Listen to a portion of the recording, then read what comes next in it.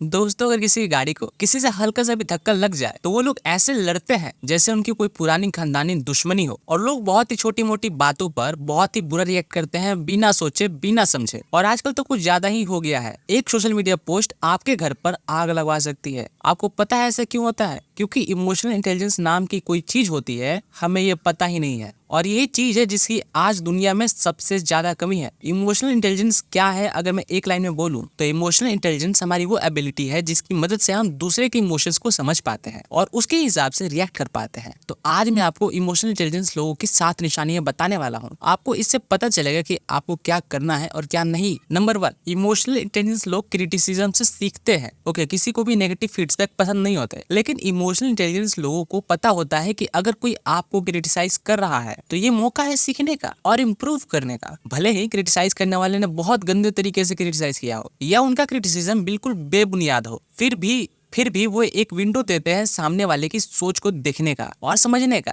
तो next time जब आपकी कोई बुराई करे तो जल्दी से रिएक्ट करने की जगह थोड़ा रुक कर सोचना कि ये जो बात बोल रहा है मेरे बारे में, ये मुझे किस तरह से बेटर बना सकती है। क्या मुझ में सही में बुराई है? तो चलिए मैं इसको खत्म कर देता हूँ। अगर मुझे बुराई नहीं है तो देखो ये किस तरह सोचता है। नंबर 2, अपनी गलती होने पर इमोशनल इंटेलिजेंस लोग सॉरी बोलने में हिचकिचाते नहीं है। अपने किसी बहुत करीबी से झगड़ा होने के बाद सॉरी बोलने में बहुत हिम्मत चाहिए। ये इमोशनली वीक लोगों का काम नहीं है। इमोशनल इंटेलिजेंट लोग अपनी गलती पर सॉरी बोल देते हैं। ऐसा करने से वो हम्बल नजर आते हैं और इस वजह से लोग उन्हें पसंद करते हैं और उनसे रिलेशन बनाए रखना चाहते हैं। इमोशनल इंटेलिजेंस आपकी मदद करता है ये रियलाइज करने में कि सॉरी कहने का मतलब ये नहीं होता कि आप गलत हो, बल्कि इसका मतलब ये होता है कि आप अपने ईगो से ज्यादा अपने रिलेशनशिप को वैल्यू देते हो। नंबर 3, इमोशनल इंटेलिजेंट लोग माफ कर देते हैं, भूल जाते हैं और आगे बढ़ जाते हैं। कई लोग की आदत होती है कि पुराने बैड इंसिडेंट को हमेशा याद रखते हैं, उसे सोचते ही रहते हैं, सोच सोचकर परेशान होते रहते हैं और वहीं पर अटके रहते हैं। ना वो कभी गलती करने वाले को माफ करते हैं और ना ही उस इंसिडेंट को भूलते हैं। ये इस तरह से जीना है कि जैसे किसी ने आपको चाकू घोंप दिया हो और आप अपने जख्म से वो चाकू निकाल नहीं रहे हो, उसे वैसे ही लेकर जी रहे हो, घूम रहे हो। देखिए, जब तक आप वो चाकू निकाल कर फेंकोगे नहीं तब तक आपका जख्म भरेगा नहीं। इमोशनली इंटेलिजेंट लोग माफ करते हैं और इस इंसिडेंट को भुला देते हैं, लेकिन उससे सीखे हुए एक्सपीरियंस को नहीं भूलते हैं। कहते हैं ना कि ठोकर खाकर ही ठाकुर बनते हैं, तो उस ठोकर को तो भुला देते हैं, लेकिन वो ठोकर किस वजह से खाई थी और फ्यूचर में किस तरह फिर से वो ठोकर ना खाए, ये वो याद रखते हैं। पर एक बात मैं आपको बताऊं, जब हम किसी को माफ कर देते हैं तो हमारे इमोशंस का पूरा कंट्रोल उससे छीन कर वापस अपने हाथ में ले लेते हैं। फिर अगर वो इंसान फ्यूचर में कभी आपके सामने आया तब भी आपको ना तो गुस्सा आएगा और ना ही ऐसा कोई अफसोस होगा। नंबर 4, इमोशनली इंटेलिजेंट लोग अपने वादों को पूरा करते हैं। वादा करके या कमिटमेंट करके तोड़ देना तो बहुत कॉमन है। अगर आप भी बार बार छोटे मोटे वादे तोड़ते हो या आपको लगता है कि इससे कोई फर्क नहीं पड़ता, तो मैं बताऊं कि इससे बहुत फर्क पड़ता है। क्योंकि जब आप बार बार वादे तोड़ते हो तो ये आपकी आदत बन जाती है और फिर लोग आप पर भरोसा करना बंद कर देते हैं। जैसे कि मैंने शुरू में बताया कि इमोशनल इंटेलिजेंस हमारी वो क्वालिटी है, वो एबिलिटी है जिसकी मदद से हम अपने और दूसरे के इमोशंस को समझ पाते हैं और उसके हिसाब से रिएक्ट कर पाते हैं। तो अगर आपने किसी से कोई वादा किया है, चाहे वो पार्टी देने का हो, पार्टी में जाने का हो, बच्चों के साथ खेलने का हो या उधार वापस करने का हो, आप सामने वाले के इमोशंस को समझो कि जब आप अपने वादे से मुकर जाओगे तो उससे कैसा लगेगा और आपकी क्या रेपुटेशन बनेगी।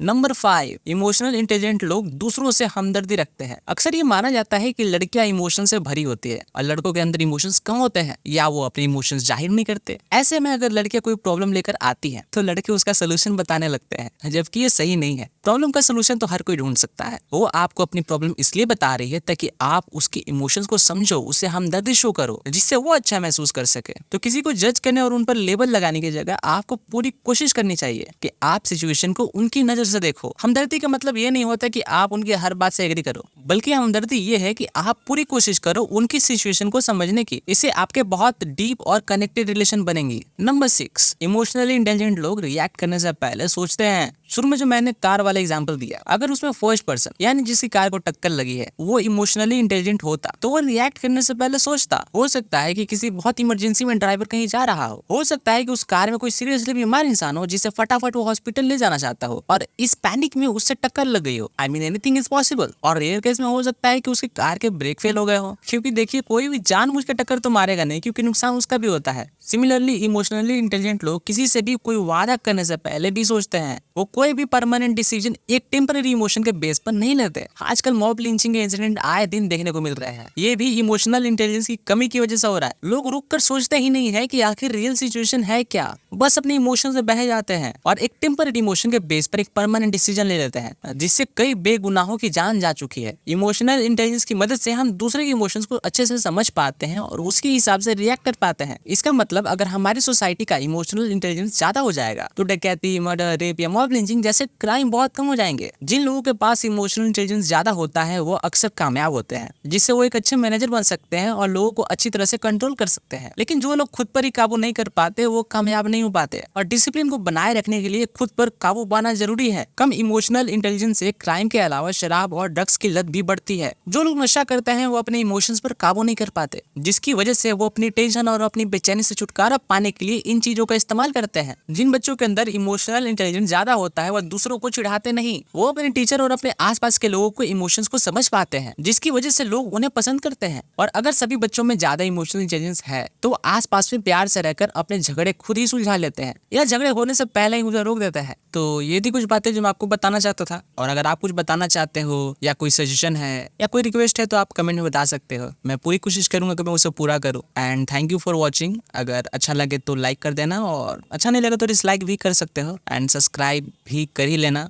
Thank you for watching.